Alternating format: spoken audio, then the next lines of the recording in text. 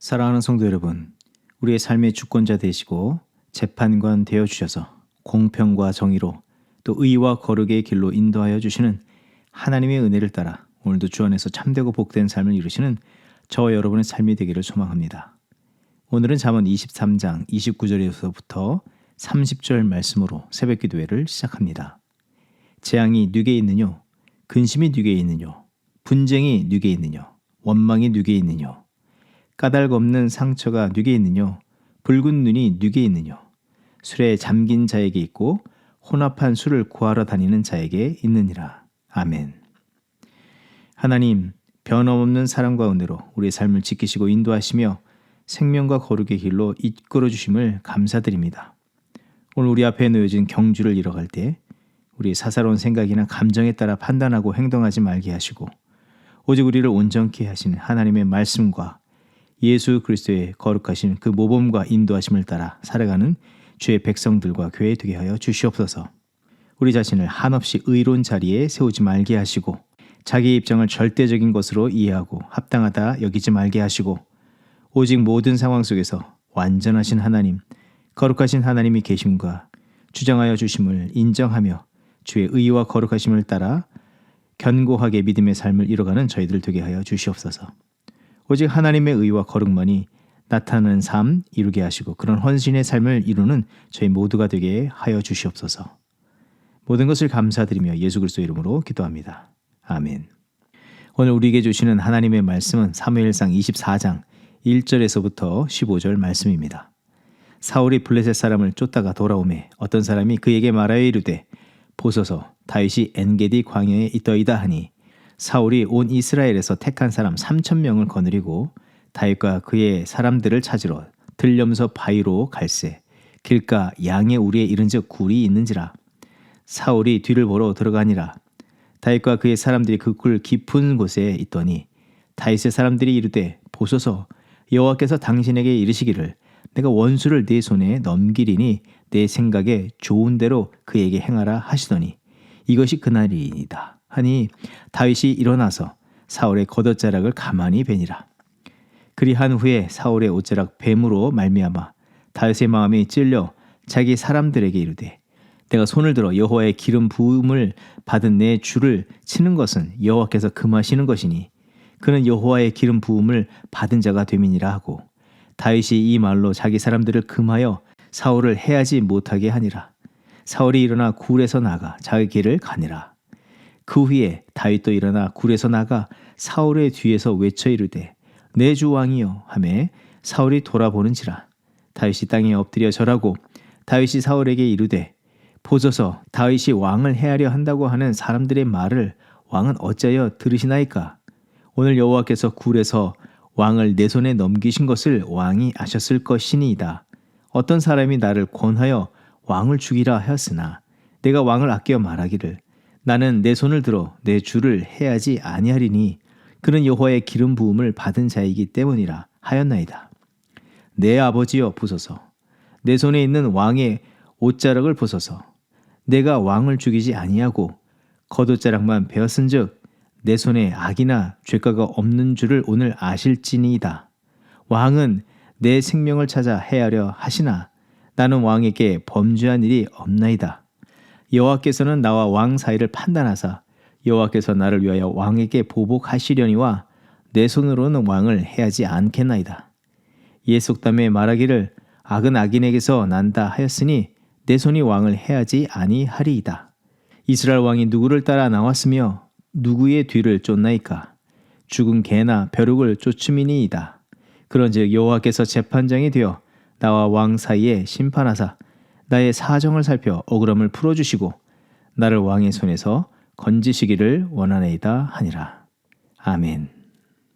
사울은 이스라엘의 군대를 모두 이끌고 다윗을 죽이고자 추격하는 일에 더욱더 혈안이었습니다. 곳곳에 자기의 신복들을 심어두고 다윗이 어디 있는지 알아내려 했고 다윗이 도망칠 수 없도록 이스라엘 모든 백성들에게 지명수배를 걸어 길을 모두 막아 잡으려고 하였습니다. 결국 다윗이 쫓기다가 들려면서 바위 그 인근의 양의 우리 곁에 굴 깊은 곳에 그와 함께한 불황자들과 숨어 들어갔습니다. 그런데 원수는 외나무 다리에서 만난다고 하는 그 속담처럼 그 굴 안에서 무장을 해제한 채 들어온 사울을 만나게 되었습니다. 그때 다윗과 함께한 자들이 말하기를 하나님께서 사울을 당신 손에 맡겼다고 하면서 사울을 죽이라고 요청을 하였습니다. 정말 그들이 하나님께 얻은 말씀인지, 또 지난 그일라 전쟁에서 노베 제사장 아히멜렉의 아들 아비아달이 에봇을 들고 다윗에게 합류하여서 제사장으로서 하나님의 뜻을 묻고 얻게 된 답인지 모르겠습니다. 그리고 지금 상황은 하나님의 명확한 음성, 이 응답으로 주신 것이 아니어도 흘러가는 정황상 사울을 죽인다면 얻게 될 유익이 더욱더 큰 상황입니다. 그동안 두려움과 절망으로 몰아넣은 문제에서 노임을 얻고 지긋지긋한 도망자의 삶을 멈출 수 있는 절호의 기회가 되기 때문입니다. 또 그로 인하여서 그동안 자신이 당한 수치와 모욕을 되갚고 명예를 회복할 수 있는 기회가 찾아온 것이 사실입니다. 그리고 더 큰 틀에서 보면 사울 때문에 다윗뿐 아니라 지금 나라와 온 백성이 하나같이 영적으로나 육적으로 고통을 당하고 있는데 이제 불의한 사울을 심판함으로 모두에게 자유가 임하고 또 새로운 왕 다윗을 통해서 하나님께서 이루시는 새 역사를 시작할 수 있게 되었다고 믿어지기에 사울을 심판함은 마땅하다고 여겼을 것입니다. 게다가 명분상뿐 아니라 이 사건의 전말을 모두 보아왔던 600명이나 되는 이 증인이 있기에 모두 다 완벽하고 합당하다고 여겼을 것입니다. 그런데 그 순간에 다윗은 어떤 생각을 하였고 결정을 합니까? 사울을 죽이지 않고 놓아줍니다. 그 굴에서 자유로이 나갈 수 있도록 도왔다는 것입니다. 도리어 다윗은 모두에게 악한 자요 원수된 사울의 겉옷자락을 칼로 잘라낸 것에 마음을 아파했고 그는 이스라엘의 왕이며 주가 되고 하나님의 기름 부은 자며 아버지라고 그 존재를 끝까지 인정해 주었습니다. 사랑하는 성도 여러분, 만약 우리가 다윗과 같은 상황에 놓였다면 그와 같이 행할 수 있겠습니까? 아마도 그 누구도 쉽게 내가 그렇게 할 수 있다고 말하는 분은 안 계실 것입니다.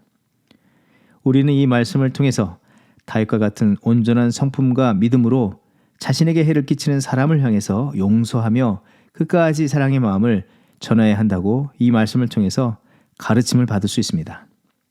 하지만 이 본문에서 우리가 더욱더 핵심적으로 보아야 할 중심 내용과 중심 인물을 살핀다면 다윗이 아니라 하나님이 되심을 우리는 볼 수가 있고 이 깊은 갈등과 문제 속에 갇혀 나름 자기의 해석들을 한다 해도 그보다 더욱 온전한 것은 하나님의 뜻이며 오직 모두를 향하신 하나님의 거룩하신 뜻을 따라 거룩하고 온전한 삶을 이루라는 것입니다. 본문은 놀랍게도 다윗, 사울 그리고 그 주변의 사람들이 하나같이 하나님의 뜻이라고 말을 하고 있습니다. 하지만 실제는 하나님의 뜻에 관심보다는 하나님의 이름을 거론하면서 자기 합리와 자기 편리를 따르려는 모습을 보여주고 있습니다. 5절 말씀을 볼 때 다윗을 보더라도 그 사울의 겉옷을 벤 것으로 마음이 찔렸다 하는데 무엇 때문에 양심이 찔림이 있다는 것입니까? 그 영혼에 찔림이 있음은 하나님의 뜻에 비추어서 미흡함이 있기 때문입니다. 하나님의 시각으로 보면 지금 상황에서 의롭다 여길 수 있는 다윗조차도 하나님의 뜻에 비춰보면 부족함, 나약함, 허물이 있음을 보여줍니다.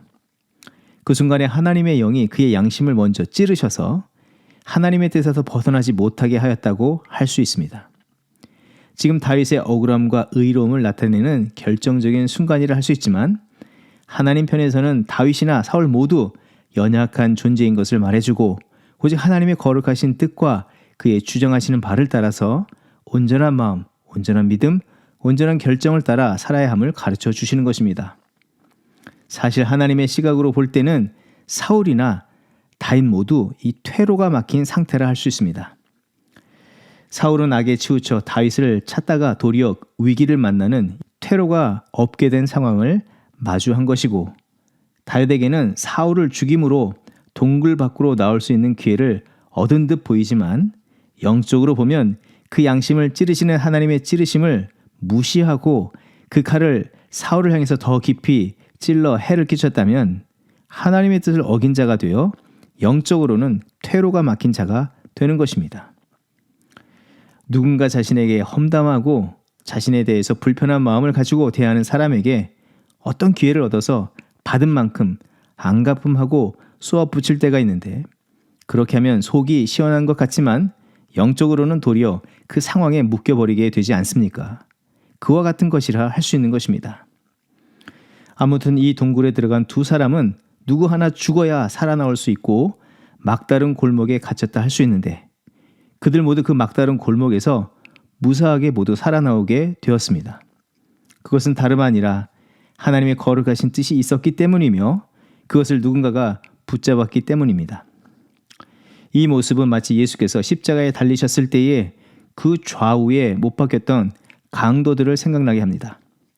그들 모두는 죄와 허물이 있어서 십자가형을 받은 자이기에 사실 퇴로가 없는 자들입니다. 그럼에도 한 강도가 구원받음은 재판장 되신 하나님의 구원의 뜻인 예수 그리스도를 믿고 순복하였기 때문입니다. 퇴로가 없는 인생이 그로 인하여서 천국을 향해 나아갈 수 있는 복을 얻게 된 것입니다.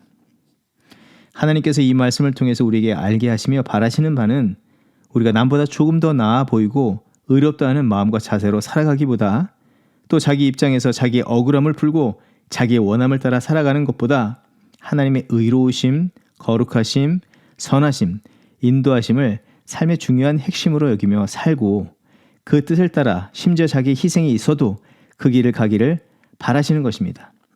그것이 바른 길이기 때문이라는 것입니다. 다윗은 어떻게 할 것인가 고민이 많은 시점에서 날선 자기의 감정의 칼, 복수의 칼을 내려놓았습니다. 그리고 길과 진리와 생명이 되신 하나님의 뜻을 단단히 붙잡기를 결단했습니다. 12절과 15절, 나와 사울 사이에 하나님께서 재판장이 되셔서 판단하옵소서. 다윗 자신이 먼저 하나님의 거룩한 뜻 앞에 겸허히 두려움의 마음을 품고 바로 서기를 힘썼습니다. 원수에 대한 보복을 포기함이 큰 고통이고 아픔이었지만 그런 자기 희생적인 결단을 이루었는데, 하나님께서는 그것으로 그가 범죄하여 퇴로가 막힌 인생이 아니라 죄에서 자유한 자, 하나님의 거룩한 뜻에 부합한 자로서 그 굴 속에서 나오게 하시며 빛의 자리에 서게 하셨고, 그를 향한 하나님의 참된 뜻, 계획, 그 생명과 진리로 나아갈 수 있도록 길을 열어주셨습니다. 그리고 다윗뿐만 아니라 심판받아 마땅하지만 여전히 용서하시고 새로운 길로 나오도록 사울에게도 그 회복과 은혜의 길을 열어주신 것입니다. 하나님께서는 오늘 우리가 삶의 자리에서 영적으로, 육적으로, 관계적으로, 모든 상황적으로 퇴로가 막힌 듯 여겨지는 자리에서 우리가 주인공이 되어서 그릇된 생각과 판단을 하여 퇴로가 완전히 막힌 그 자리에 갇히고 마는 것이 아니라 참된 진리, 생명의 길 되시는 하나님과 그 뜻을 중심으로 모시고 우리에게 예비하신 그 의의 길을 걸어가기를 바라시는 것입니다. 그리하여서 퇴로를 열어주시고 새 길로 가게 하시는 하나님의 은혜를 누리게 하시고, 또 우리 자신보다도 연약하고 어려움에 갇히고 사로잡힌 자들에게 길을 열어주는 그런 거룩한 사명자로 살아가기를 바라시는 것입니다. 이런 삶은 우리 구주 예수 그리스도께서 이 땅에서 보여주셨던 참된 모범의 모습이기도 합니다. 우리 구주 예수 그리스도께서 온갖 수치와 모욕을 당하셨지만 오직 하나님의 뜻만을 의지하고 십자가의 길을 가심으로 퇴로가 끊긴 우리의 인생에 생명의 새로운 길을 열어주시고 그 무덤에서 나오도록 역사하여 주셨습니다. 사랑하는 성도 여러분, 혼란과 어떤 문제 속에 갇히셨다면 예수 그리스도와 같이 하나님의 말씀을 마음의 중심에 모시고 하나님의 거룩한 뜻을 마음에 품고 믿음의 결단을 이뤄가는 우리들이 되기를 원합니다. 하나님께서는 그런 자에게 구원의 문을 열어주심처럼 우리의 삶의 자리에 새로운 길, 은혜의 길, 의의 길, 그 모든 거룩한 길을 우리의 각 사람, 가정, 교회에 허락하여 주시고 더욱더 복된 길로 우리의 삶을 인도해 주실 줄 믿습니다. 그런 은혜의 삶을 이루고 또 은혜를 흘러보낼 수 있는 복된 삶을 이뤄가는 저와 여러분의 삶이 되기를 주의 이름으로 축원드립니다. 함께 기도하겠습니다. 하나님 감사합니다. 오늘 이 말씀 통해서 우리가 오직 주의 거룩한 뜻을 따라 살아야 함을 가르쳐 주심을 감사드립니다.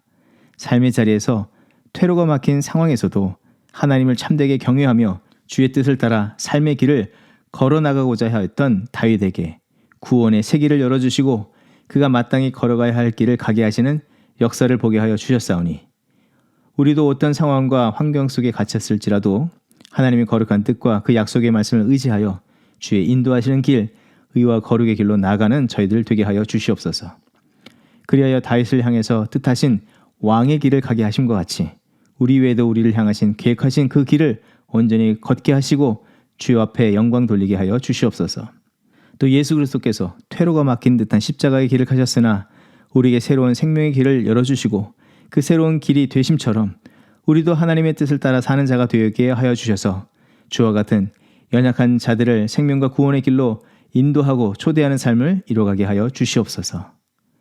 오늘 그런 한 날이 되길 간절히 소원하며 예수 그리스도의 이름으로 감사 기도드립니다. 아멘. 이 시간 교회 합심 기도의 제목을 가지고 함께 기도하며 나가도록 하겠습니다.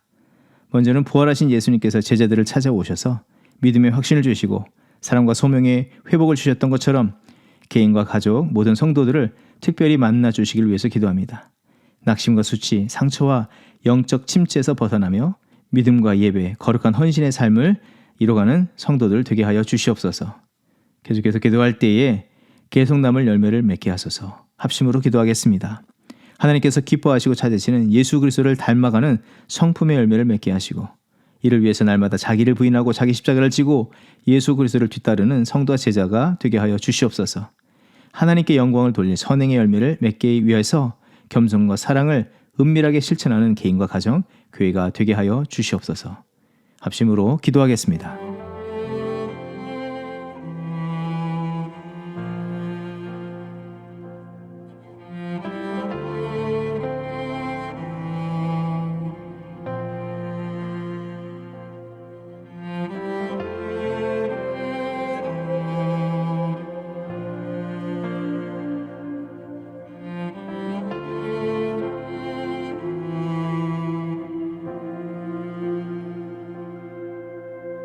우리 주는 위대하며 능력이 많으시도다. 그의 지혜 무궁하며 인자는 영원하도다. 상한 자들 고치시며 상처를 싸매시도다. 별들의 수를 세시며 이름을 붙이셨도다. 그가 구름으로 하늘에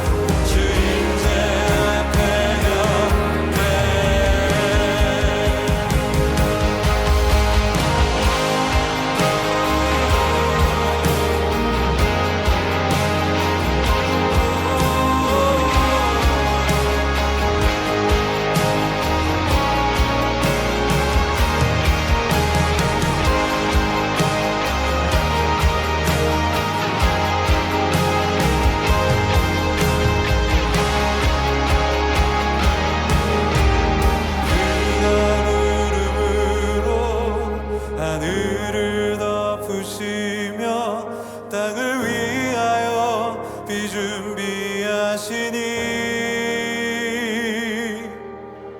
그가 부름으로 하늘을 덮으시며 땅을 위하여 비 준비하시니 함께 예루살렘아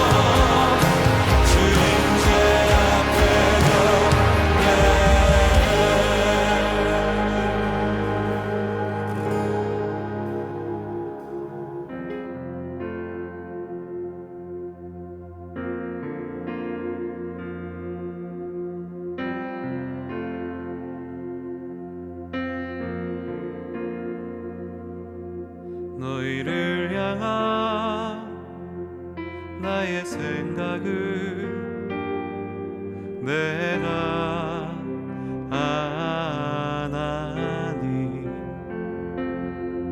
재앙이 아니라 평안이요 너희 장래에 소망을 주려 함이라 너희를 향한 나의 생각을 내가 아나니 재앙이 아니라 평안이요 너희 장래에 소망을 주려 함이라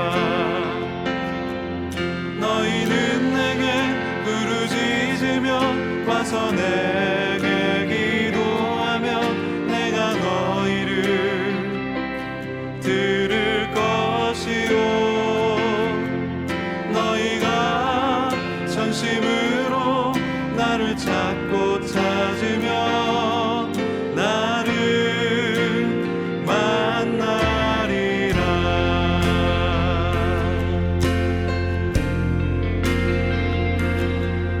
너희를 향한 나의 생각을 내가 아나니 재앙이 아니라